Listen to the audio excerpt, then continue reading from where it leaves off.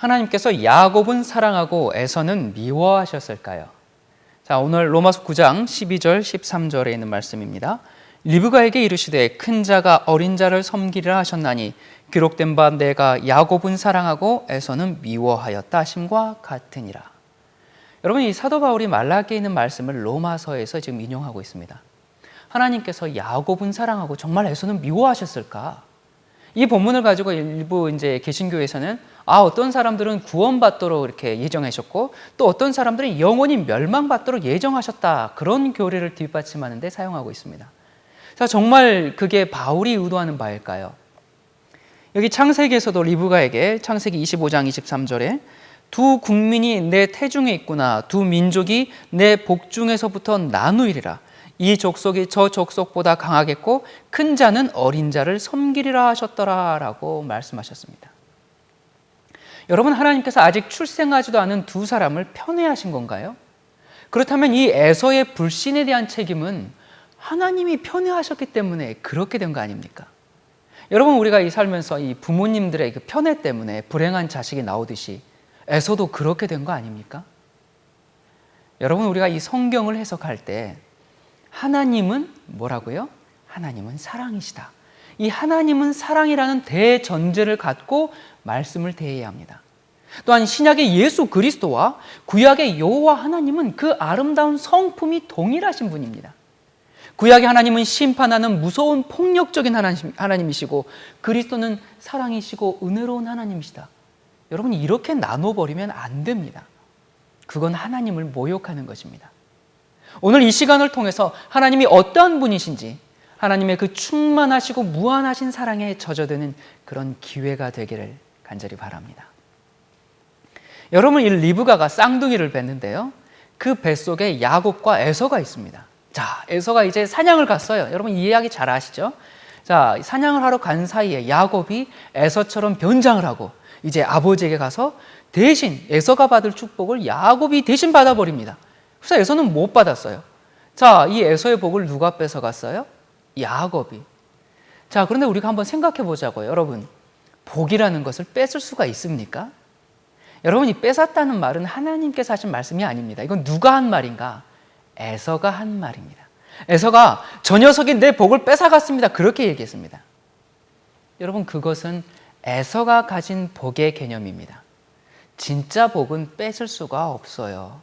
복은 하나님께서 주시는 생명이고 사랑인데 차별 없이 주는 사랑입니다. 뭘 뺏어가고 그런 게 아닙니다.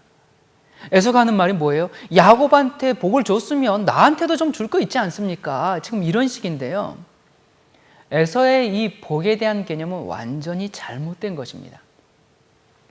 여러분, 야곱이 속여서 복을 받았다는 이 사실에 여러분이 속으면 안 됩니다.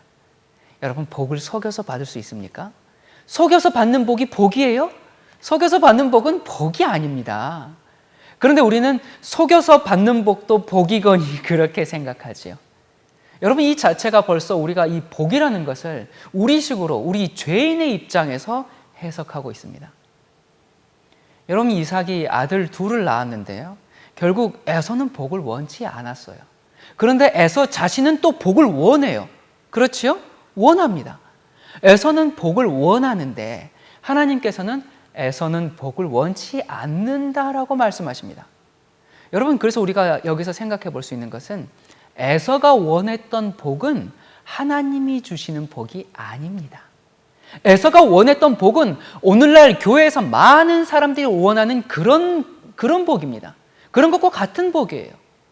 수능 잘 봐야 되죠. 좋은 데 취직해야 되죠. 결혼 잘해야 되고 사업이 잘 돼야 되고 건강의 복은 기본이고, 에서는 지금 그런 복을 달라고 하는 것입니다. 그런데 하나님은 그런 복을 주시는 분이 아니에요. 하나님이 주는 복을 거절했다라는 말은 세상 복을 원했다는 것입니다. 여러분, 세상 복과 하나님이 주시는 복은 다릅니다. 하나님이 주시는 복은 하나님의 것을 나눠주는 복입니다. 로또가 하나님의 것이에요? 아닙니다. 영생의 양식을 주는 하나님의 진리입니다. 하나님의 생명입니다. 원수를 사랑할 수 있는 하나님의 성품입니다. 그게 하나님의 복입니다. 모든 것을 덮어줄 수 있는 폭넓은 사랑, 하나님의 그 한없는 바다 같은 마음, 그게 복입니다. 그것을 우리에게 나누어 주시겠다는 그것이 바로 복입니다. 오늘 본문에 내가 야곱은 사랑하고 에서는 미워하였다라고 했는데 하나님이 에서를 정말 미워했을까? 그런데 하나님은 얘들이 태어나기 전부터 큰 자가 어린 자를 섬기리라 그렇게 말씀하셨는데 그게 무슨 뜻일까? 여러분, 지금까지 여러분이 알고 있는 개념은 하나님께서 나는 다 알아. 큰 놈이 어린 놈을 섬기게 될 것이다. 내가 그렇게 정해놨다. 반드시 그렇게 될 것이다. 여러분, 이런 식으로 알고 있잖아요. 그러면 선택의 자유는 어떻게 된 것입니까? 죄가 많은 곳에 은혜가 차고 넘치는 분인데 하나님께서 미워하시는 것은 죄지 사람이 아닙니다. 자, 그러면 결국 이게 무슨 말인가? 제가 오늘 3가지로 말씀을 드리도록 하겠습니다. 첫 번째는 모든 자유를 주시는 하나님은 또한 모든 선택의 책임을 본인이 지시는 것입니다. 인간에게 선택의 자유를 주신 하나님께서 그 책임을 어떻게 지셨는가? 여러분, 하나님께서 그 자식 낳은 책임을 어떻게 지셨습니까? 십자가에서요. 모든 책임을 지시는 하나님께서는 에서가 거부했는데 그것을 하나님이 에서를 미워했다라고 표현하시는 것입니다. 여러분의 자녀가 밖에서 사고를 쳤어요. 그러면 부모님들이 어떻게 합니까? 난 그 자식 모르는데요. 그건 내 자식 아닌데요? 여러분, 그렇게 하십니까? 아니죠. 부모님이 대신 무릎을 꿇고 용서를 구하면서 죄송합니다. 제가 교육을 잘못해서 그렇습니다. 용서해 주십시오. 벌을 받아야 한다면 제가 대신 받겠습니다. 자식이 잘못했는데 부모가 무릎을 꿇고 잘못을 빌면서 대신 잘못했다고 합니다. 여러분, 지금 그 얘기입니다. 이래야 우리는 하나님의 사랑이 무엇인지 이해하게 되는 것입니다. 여러분, 이 선택의 자유를 모르면 예정론이라는 것이 나옵니다. 여러분, 예정론 이거 굉장히 무서운 겁니다. 많은 사람들이 칼빈이 주장한 이 예정론을 믿고 있습니다. 자기 마음대로 안 되면 이단은 다 죽여도 된다고 거기까지 갔습니다. 왜 그렇게 돼버렸을까? 여러분, 예정론이 뭐예요? 사람이 이 세상에 태어날 때 저놈은 천국 갈 놈, 저놈은 지옥 갈 놈 다 예정되어 있다는 것입니다. 하나님께서 그렇게 다 예정해 놨다는 거예요. 그것을 하나님의 주권이라고 말하지만 그건 독재자 하나님을 배우는 것입니다.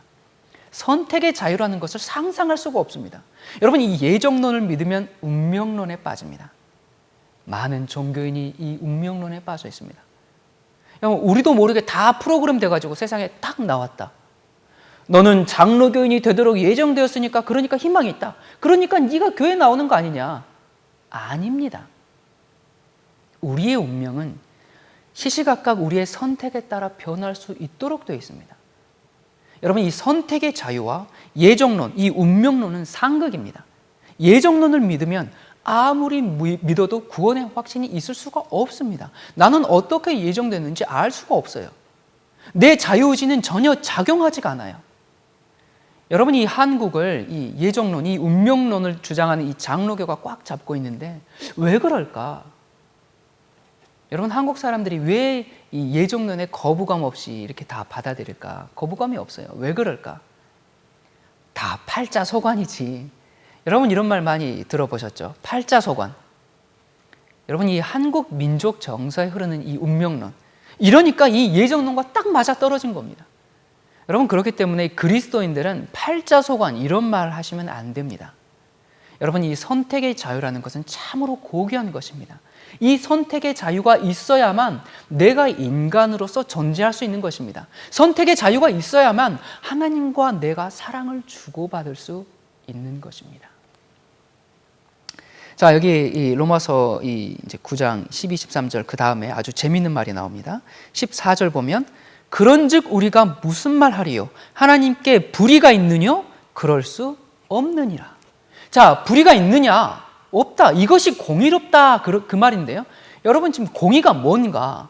바울이 여기서 말하고 싶은 것은 하나님께서 선택의 자유를 주고 모든 것을 책임지시는 하나님의 성품을 12, 13절에 지금 언급하고 있고요. 이 14절에 바로 이것이 공의가 아니냐 그렇게 말하고 있는 것입니다. 왜요? 하나님께는 불의가 없으니까 선택의 자유를 주시고 모든 책임을 지시지 않느냐. 그래서 하나님은 불의가 없으시다. 지금 그 말입니다. 이제 여러분의 사고방식을 좀 바꿔보도록 하십시다. 하나님은 무엇이라고요? 하나님은 사랑이십니다. 온전한 사랑이 무엇을 내어쫓는다고요? 두려움을. 여러분, 많은 사람들이 하나님의 사랑을 모르기 때문에, 하나님을 오해하고 있기 때문에 두려움으로 섬기는 경우가 참 많습니다. 선택의 자유를 주시고 본인이 책임지시는 하나님이십니다. 자, 14절 다음에 로마서 9장 15절요.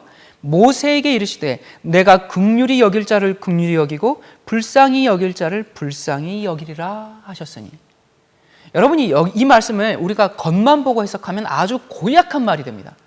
내가 이 사랑할 놈이 여기 있고 미워할 놈 또 저기 있다. 그건 내가 정한다.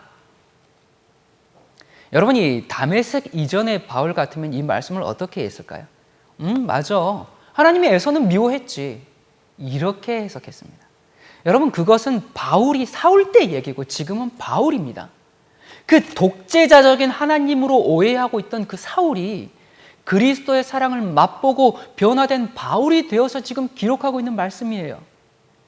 예수 그리스도를 만나고 그 성품의 빛을 보고 너무나 황홀 해서 쓰러졌던 그 바울입니다. 얘한테 복을 줄지 쟤한테 복을 줄지 누구한테 긍휼을 베풀지 내가 정한다라고 그렇게 썼지만, 이 말은 내가 긍휼을 베풀 자는 이 둘 중에 누가 나의 긍휼을 원하느냐, 나의 긍휼을 선택하느냐, 그것에 달려있다라는 그 얘기입니다. 여러분, 그런데 그것은 이제 하나님은 완전히 책임지시는 하나님이니까 긍휼을 거부하는 자에게는 긍휼을 줄 수가 없어요. 긍휼을 원하지 않는데 너 받아, 이 긍휼 받아, 이렇게 쑤셔 넣을 수 있습니까? 그럴 수가 없단 말입니다. 내가 긍휼히 여기는 자에게 긍휼을 베푼다라고 말한 것은 그들이 어떻게 반응하느냐에 따라서 그들이 그것을 받는다라는 얘기입니다. 그러나 그것을 하나님께서 내가 긍휼히 여긴 자에게 긍휼을 베푼다라고 그렇게 말한 것입니다. 여러분, 이 종교적인 편견과 이 하나님에 대한 오해 때문에 우리가 이 엄격하고 독재적인 그런 하나님을 섬기던 이 사울이 예수 그리스도의 사랑을 보고 변해서 쓴 말이 바로 이 말씀입니다. 하나님의 그 사랑에 대한 깊은 의미가 들어있는 것입니다. 여러분, 오늘날 기독교는 하나님을 바라보는 시각이 정말 눈꺼풀에서 비늘이 벗겨지는 것과 같은 그런 경험이 좀 필요합니다. 사울아, 사울아, 내가 어찌하여 나를 핍박하느냐. 똑같은 음성이 오늘날 기독교에 울려 퍼지고 있습니다. 너희가 나를 위한다고 하면서 어찌하여 나를 무자비한 자로 소개하느냐. 여러분, 오늘날 교회는 이 다메섹의 경험이 필요합니다. 여러분, 우리가 하나님을 오해하면 이사야의 이 말씀도 오해하게 되는데요. 이사야 6장 10절 말씀이죠. 이 백성의 마음으로 둔하게 하며 그 귀가 막히고 눈이 감기게 하라. 염려컨대 그들이 눈으로 보고 귀로 듣고 마음으로 깨닫고 다시 돌아와서 고침을 받을까 하노라. 여러분, 이 말씀이 하나님의 성품에 어울리는 말씀입니까? 그리스도의 사랑과 일치합니까? 하나님께서 지금 내가 혹시나 구원받을까 봐 내 마음을 둔하게 하고 내 눈과 귀를 막았다고요? 이미 창세전에 양과 염소로 다 구분되어 있는데 염소로 태어난 인간이 혹시나 생명의 말씀을 듣고 양이 될까 봐 지금 하나님께서 두려워하면서 염려하면서 막는 거예요? 여러분, 우리는 참 혼미해져 있습니다. 눈이 멀어 있어요. 그래서 하나님께서 구원을 주긴 줬는데 그 찬란한 사랑의 빛, 그 구원의 빛이 우리 눈에 너무 부셔요. 그래서 우리가 스스로 얼굴을 가리고 있는 것입니다. 그 빛이 너무 강해요. 그래서 우리가 눈을 감았어요. 너무 눈이 부시니까 고통스러운 겁니다. 하나님의 빛은 환한데 캄캄한 어둠 속에서 보니까 너무 고통스러워요. 그래서 눈을 감은 겁니다. 그러니까 하나님의 입장에서는 내가 눈을 감겼다, 그렇게 말하는 것입니다. 그러면서 그들이 나에게 돌아와서 구원을 받을까 염려된다는 엉뚱한 말씀을 하시는 그 하나님의 심정을 아시겠습니까? 여러분이 하나님은 모든 사람이 구원을 받고 진리를 아는 데 이르기를 원하신다고 하셨어요. 선택의 자유를 주시고 그 불순종에 대해서도 내가 그랬다고, 나 때문이라고 책임지시는 그 하나님의 심정입니다. 그런 사랑을 가지신 분이십니다. 여러분, 이게 하나님이십니다. 우리가 이런 하나님을 만날 때 우리의 행복이, 우리의 구원이, 우리의 영생이 발생하는 것입니다. 바울이 신약을 쓰면서 모세에게 이 말씀하신 그 구약의 말씀을 인용했습니다.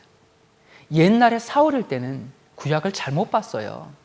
바울이 되고 나서 보니까 내가 본 구약 말씀이 바로 이 말이었구나, 그걸 깨닫고 말하고 있는 것입니다.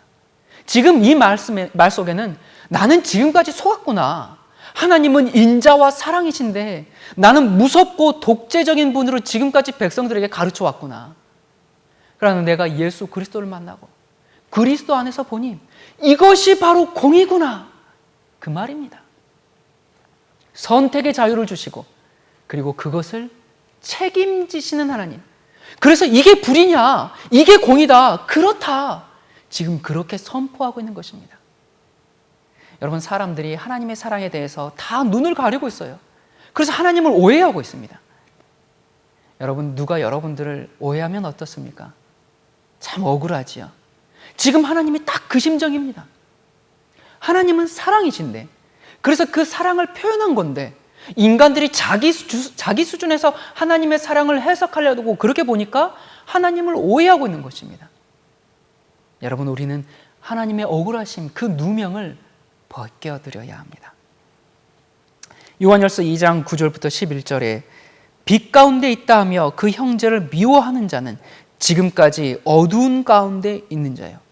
여러분, 우리 마음에 이 미움이라는 어두움이 들어오면 우린 즉시 그것을 내보내야 됩니다. 그래서 즉시 싸워야 합니다. 자, 10절요. 그의 형제를 사랑하는 자는 빛 가운데 거하여 자기 속에 거리낌이 없으나 그의 형제를 미워하는 자는 어두운 가운데 있고 또 어두운 가운데 행하며 갈 곳을 알지 못하나니 이는 어두움이 그의 눈을 멀게 하였음이니라 라고 말씀했습니다. 여러분, 어두움이 눈을 멀게 한 겁니다.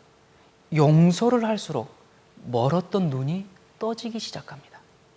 여러분, 우리가 어둠침침한 이 마음의 감옥 속에 미워하는 사람을 가두어 놓으세요. 내 눈이 멀어버립니다. 내 눈이 가려서 안 보입니다. 하나님 자체가 이 빛이시기 때문에, 하나님은 빛이시거든요. 그 안에는 어둠이 전혀 없습니다. 그렇죠? 이 미움이 어둠인데 하나님 안에는 어둠이 전혀 없느니라 라는 말은 하나님께서는 미움이 전혀 없느니라, 바로 그 말입니다. 여러분, 그렇습니까? 네, 그렇습니다. 그러므로 하나님께서 에서를 미워했다라는 말은 에서가 하나님을 미워했다는 얘기입니다. 그것을 사랑의 하나님께서 그것을 책임지시는 부모의 모습으로 내가 그랬다라고 말씀하시는 것입니다. 여러분, 우리 하나님은 이런 분이십니다. 여러분, 이런 하나님을 섬기시기 바랍니다. 바알 같은 하나님이 아니라 너 이거 해, 너 저거 해, 너 왜 내 말 순종 안 해, 너 복 받고 싶어? 이거 해. 그게 아닙니다, 여러분. 자, 여기서 제가 이제 한 가지 보충 설명을 더 하고 마무리 짓겠습니다. 이 창세기에는 단지 야곱 족속이 에서 족속보다 더 강하여져서 에서 족속이 야곱 족속을 섬기게 될 것이라는 그런 예언적인 언급만 있어요. 자, 창세기 25장 23절 우리가 처음에 읽었지만 한 번 더 읽습니다. 두 국민이 내 태중에 있구나. 두 민족이 내 복중에서부터 나누이리라. 이 족속이 저 족속보다 강하겠고 큰 자는 어린 자를 섬기리라 하셨더라. 여러분, 이것을 말라기 선지자가 사랑과 미움이라는 용어로 표현했고요. 다시 바울이 그것을 인용했습니다. 여러분, 이것은 이 죄인들의 선택의 결과를 하나님께서 책임지시는 그런 사랑의 하나님임을 우리가 앞서 계속 확인했습니다. 자, 그리고 한 가지 더 생각해 볼 부분은요, 이 처음과 끝을 아시는 하나님께서 어떤 사명을 이루는 일에 있어서 택한 그릇이 있다는 것입니다. 이것은 구원을 위해서 택한 것이 아니라 하나님의 어떤 역사, 하나님의 일을 위해서 택한 그릇이 있다는 것입니다. 여러분, 하나님은 에서가 이 팥죽 한 그릇에 장자의 명분을 팔 것을 아셨습니다. 그렇다고 해서 이 에서와 그 족속을 미워해서 구원에 이르지 못하겠습니까? 아니죠. 야곱이 하나님의 복음을 전하는 대리자가 될 그 민족의 선조로서 택함 받은 그 이유가 결코 그의 형이 멸망받도록 택함을 받았다는 그런 의미는 아닙니다. 아모스서에 보면요, 아모스서 9장 12절에 저희로 에돔의 남은 자와 내 이름으로 일컫는 만국을 기업으로 얻게 하리라. 이는 이를 행하시는 여호와의 말씀이니라 라고 말하고 있습니다. 에서와 그의 족속이 구원의 대상이 될 것임을 분명히 선포하고 있습니다. 그러므로 여기에 하나님이 야곱을 사랑하고 에서를 미워했다라는 이 말은 하나님께서 이 구속의 역사의 이 어떤 부분을 에서에게 맡기지 않고 야곱에게 맡겼다는 그런 의미입니다. 이러한 이해는 우리가 신약을 통해서도 확인할 수 있는데요. 이 누가는 예수님께 나오는 이제 이 사람들은 예수님께서 부모와 형제와 처자를 미워하지 아니하면 능히 예수의 제자가 될 수 없다라고 그렇게 기록했고요. 마태는 이 똑같은 구절을 부모와 처자를 나보다 더 사랑하는 자는 합당치 않다라고 그렇게 기록했습니다. 즉 그러니까 여기서는 이 미움이라는 단어의 의미가 그 사랑의 반대로 사용된 것이 아니죠. 어떤 의미로 사용되었어요? 이 미워하지 않으면 그것이 다른 의미로, 그러니까 마태의 표현에 의하면 그리스도가 우리의 삶 속에서 첫 번째가 되게 하라, 그렇게 첫 번째가 되게 택하라, 그런 뜻입니다. 다시 말해서 에서를 미워하신 것이 아니라 영적인 것을 훨씬 더 소중히 생각하는 이 야곱에게 예수 그리스도의 조상이 되는 권리를 맡겼다라는 것입니다. 여러분, 예수 그리스도께서 왜 중국 민족의 후손으로 오지 않으시고 이스라엘 민족의 후손으로 오셨어요? 그것은 중국인을 미워하고 이스라엘을 더 사랑해서 그런 것입니까? 아니죠. 하나님의 역사를 이루기 위해서 이스라엘을 택한 것 뿐이시죠. 자, 그리고 세 번째요. 이 본문이 함축하고 있는 뜻에 대해서, 자, 첫 번째는 뭐였어요? 하나님의 그 선택의 자유를 주시고 책임을 지시는 하나님의 뜨거운 사랑. 우리가 그 하나님의 사랑에 대해서 우리가 이해했고요. 두 번째는 하나님의 사역적인 부분에서 내가 택할 그릇이 있고, 이것은 개인의 구원의 부분이 아닙니다. 하나님의 이 일을 함에 있어서를 말하는 것이죠. 자, 그리고 세 번째는 이 전체 문맥을 보면 바울이 하고 싶은 얘기가 있습니다. 이 유대인에게 잘 알려진 이삭과 이스마엘, 그리고 야곱과 에서의 이야기를 언급함으로써 이 택함받은 어떤 민족의 어떤 그 혈통적 가족이 되는 것이 그게 어떤 특권으로 작용해서 하나님으로 하여금 그들에게 은총과 복을 줘야 하는 의무를 갖게 만들지 않는다라는 그 중요한 사실을 강조하고자 지금 노력하고 있는 것입니다. 다시 말해서 유대인들이, 여러분, 그들의 언약 관계를 오해했어요. 그러면서 그 선민의식을 남용하고 있었기 때문에 바울이 이 점을 아주 강력하게 강조하는 일이 필요했습니다. 이스라엘이 선택된 민족이라고 해서 더 사랑을 받아야 한다거나 그 민족을 다 구원해야 한다거나 그건 하나님의 뜻이 아니라는 것을 지금 설명하고 있습니다. 하나님은 누구에게나 불공정하게 행하지 않습니다. 자, 여러분, 오늘 이 시간을 통해서 하나님의 사랑과 하나님의 그 공의로우심이 우리의 가슴에 더욱 뜨거워졌기를 간절히 바랍니다.